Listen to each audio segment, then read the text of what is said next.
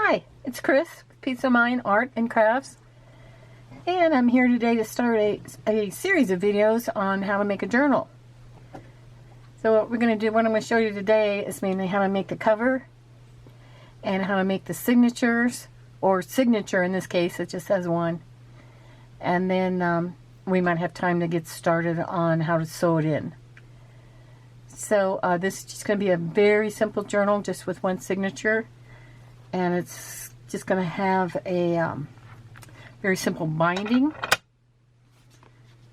Here's my paper clip, which acts as my paperweight. I have prepared the cover for this.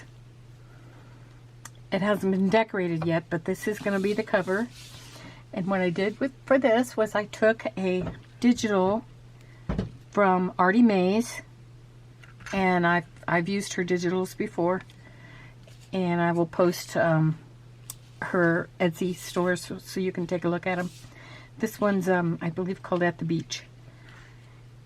And so what we're going to do is we're going to glue whatever cover you want. And I cut a piece of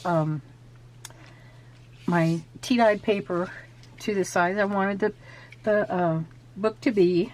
It's going to be 7 and a little bit more than a half. About 7 3/4 long, and then it's 11 inches wide, which when folded is 5 1/2. So it's basically 5 1/2 by 7 3/4. So it's a rather small journal. It's a good one to use if you're traveling and so on. I made these last summer for all my for my sister and sister-in-law and all my nieces and nephews, or actually just all the nieces on this one. When we went to Cape Cod, I had prepared a journal with the beach theme for everybody, and they really enjoyed them. So this is what I did. I just took the paper and I glued down this Artymaze paper. It was a little bit shorter, so I made it just a little bit shorter because I like to have the edges around there. I glued it down to one side of the tea stain paper, and then I took my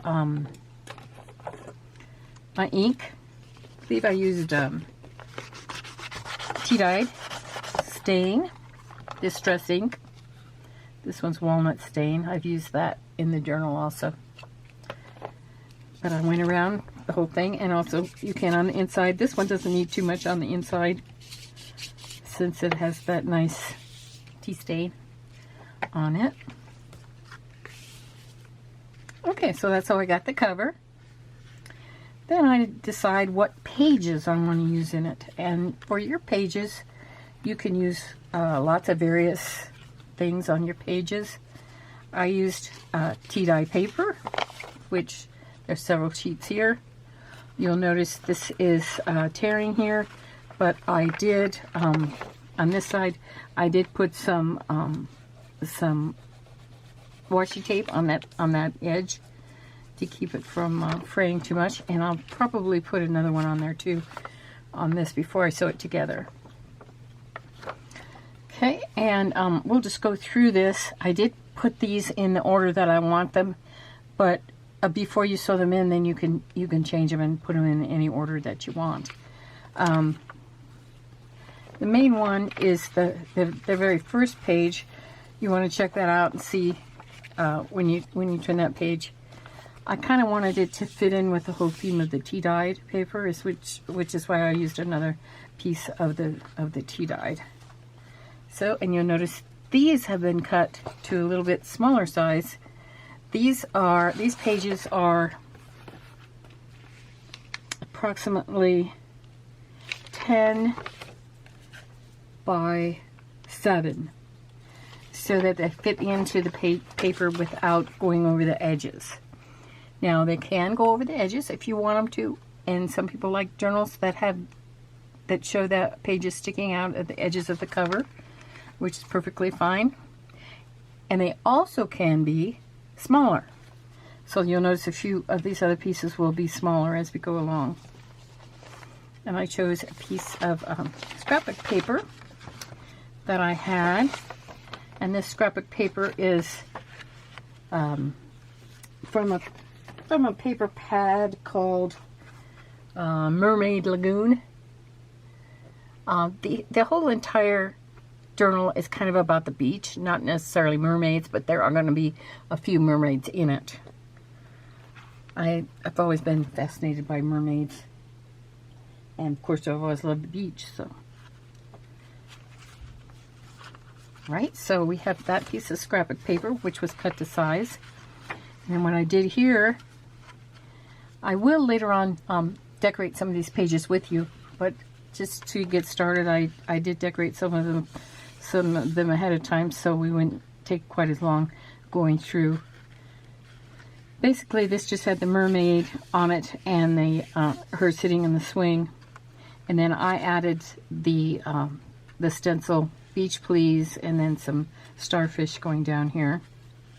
Also added these stencils with the blue ink, and I put a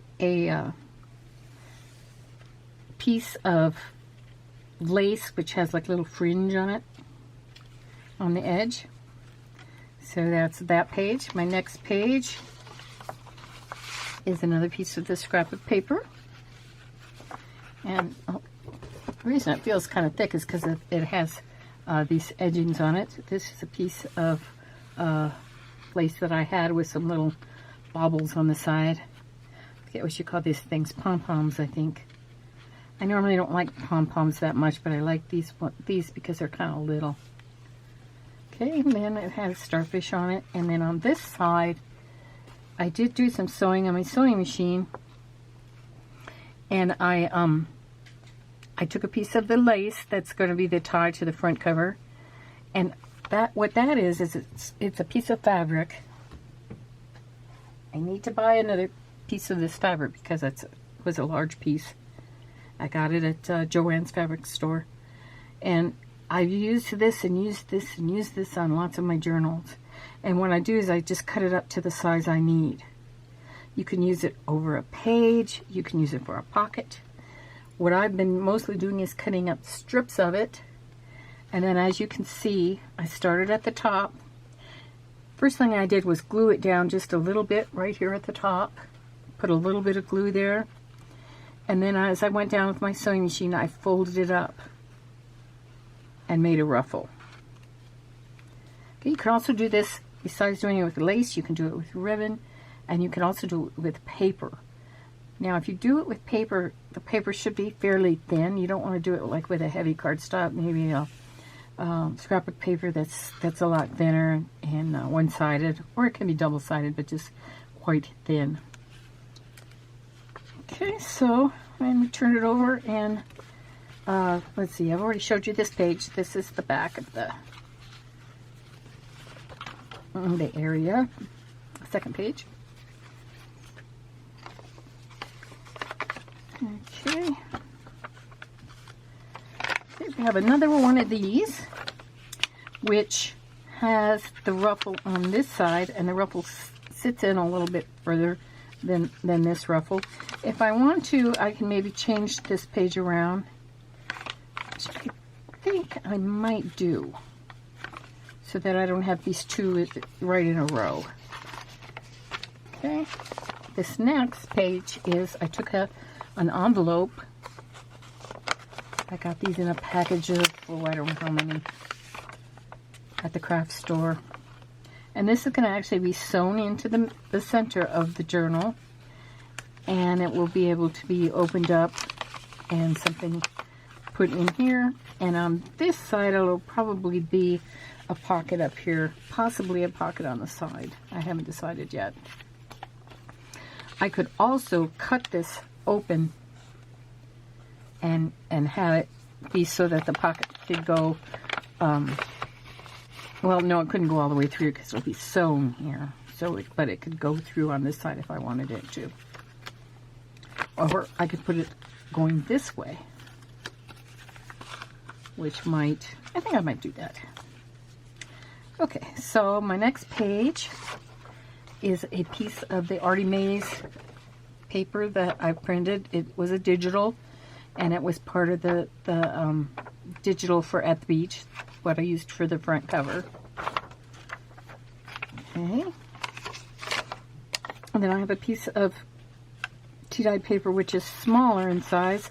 What I'm going to do here is I'm going to sew this in and use this as, I could either glue it down to this side or I can use it as a pocket.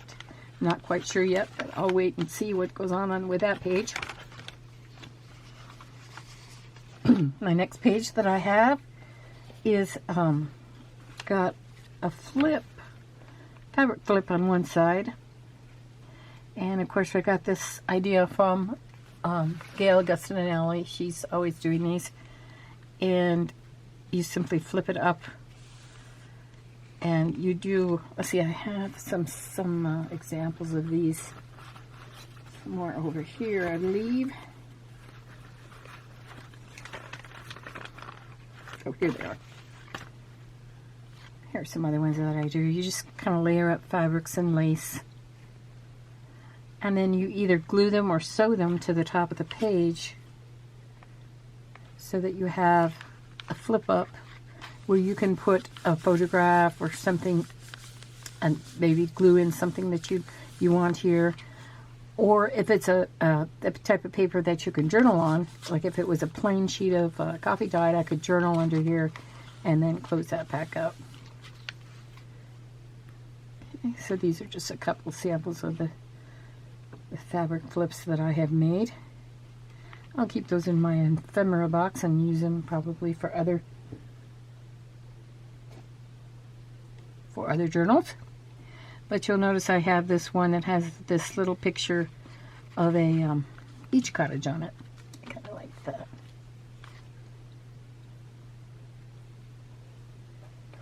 Okay, and of course this page has a lace on it that extends beyond the page. This will show through on the edge once the journal's sewn in, and I like that. Okay, and on the back you can see the stitching. Okay, next page also has some lace on it. It's opposite this page, and I liked the pink against the pink. Okay, let's see. Let's put this one in again now. It's the coffee dyed paper, tea dyed paper. I did stamping on there on that one. This is a tea dyed envelope that I'm going to put into the journal. I'm going to put it in so that the middle will be stitched here, and we'll have an envelope here to put ephemera in, and we'll also have this area here that it can be a flap up, and that can be decorated, and then that will have a page that can be journaled on. Okay, then let's see, we have another page. Let's do another coffee dyed page. Go, and we have a doily. We can sew that into the journal. That can either be loose as we go, or it could be glued down. Our next page is the middle of the journal, which is going to be another Artymaze page. This is a nice, I usually like to have on the middle part of the signature a page that kind of matches on both sides. Excuse me. That makes it look more even.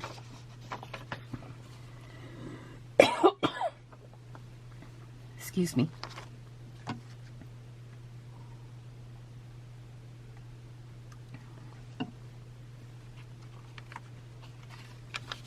Okay, I have this piece of paper which I'm going to put somewhere in the journal. Let's see where it will fit nicely. I think here. Okay, so I pretty much have my pages set. I am going to show you a few things that we can do. You'll notice that when I did sew in on some of the edges, I sewed in some of the lace and so on. I did that before I sewed the journal together because it's a little bit easier just to take one piece to your sewing machine and sew it down than it is to take the whole journal over there and try to maneuver this around. So if you are going to sew something directly down to your journal, it's better to do it on the pages before you bind it into the middle. Okay. I did want to show you how I did a little bit of this stenciling. So let's see. Just going to set this over here for the moment. And I'll show you how we can do a little bit of stenciling on here. I don't like really super white pages. So what I like to do is,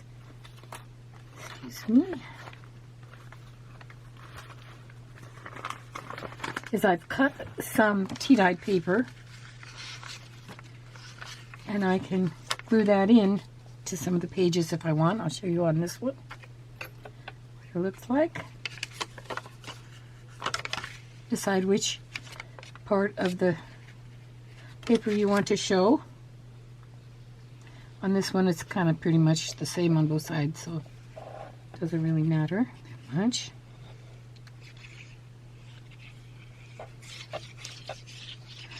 Using my white glue.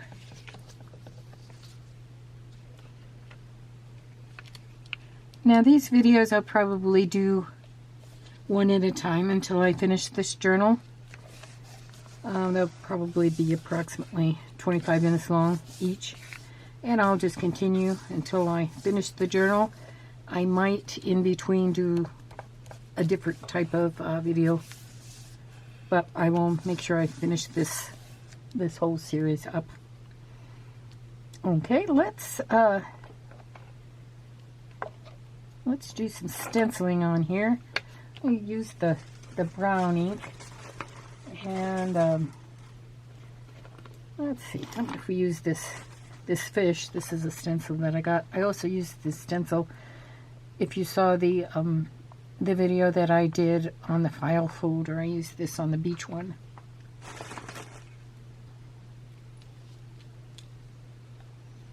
Okay, I can either go on the side, which I think I might try to do.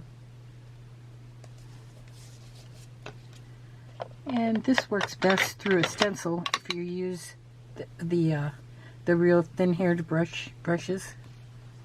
I don't know what these were originally used for, makeup, I think. And let's go around in a circular motion. And these stencils are nice because they stick right to the surface.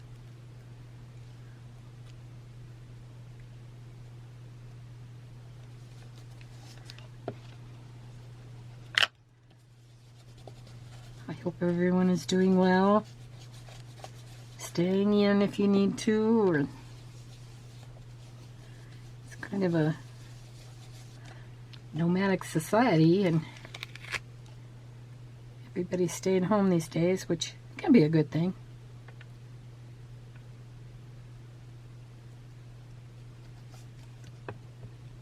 But I hope that you and your friends and family are doing well.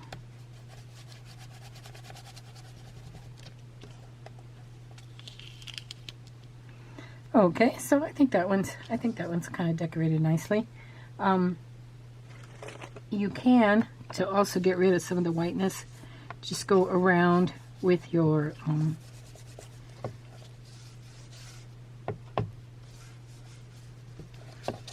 ink. I get busy doing and I forget I'm supposed to speak. Okay, that makes kind of a nice page on that side. Later on we'll probably do something on that one once we get it going, but it gives you a chance to see the page we'll look in the journal. Okay. Let's see, I'll find another white one that will add some color to. Do a little stenciling with the blue.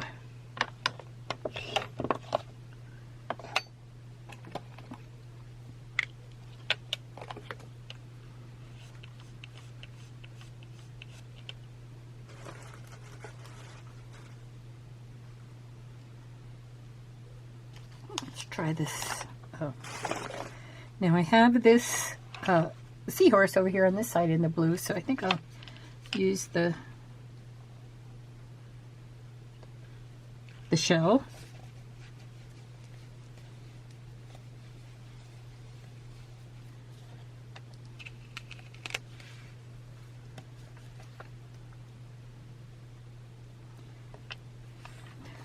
You can do this all over the page with the stencil.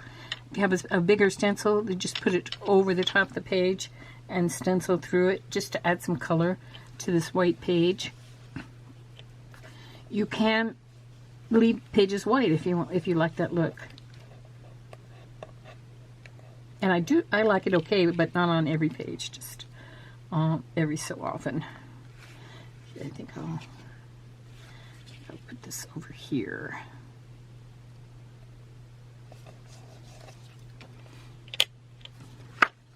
This stenciling is a little bit easier to do also before you sew the books, just because you could get, you could like have this one here if you wanted to, and have it like it's when it's sewn in, you'll only see part of it on each side, and that would be almost impossible to do that after you sew the signature in.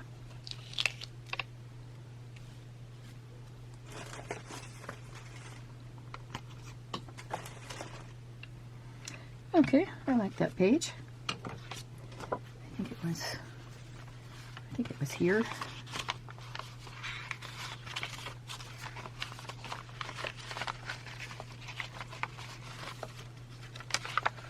There we go. Yeah. And then the other half.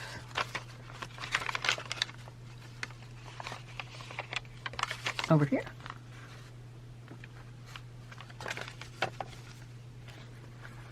Okay, let's see what else shall we do. I think we are going to be ready to sew this signature in starting the next time. So we'll say, and I'm going to save these three pieces to put somewhere in the journal later on. Basically what I want to do now is to start preparing to sew the signatures, to get the signature, it's just one in this journal, into the book. So I'm going to just kind of check to make sure I've got them in the order that I want them in, which I do. Okay, and then we'll check to make sure, next time we'll check to make sure they all are laying in there the correct way that we want them to. So until next time, when I'll show you how to sew the journal together, and we'll sew the signature into the journal using a very simple method. Till next time, peace of mind to everyone. Thanks for joining me. Bye now.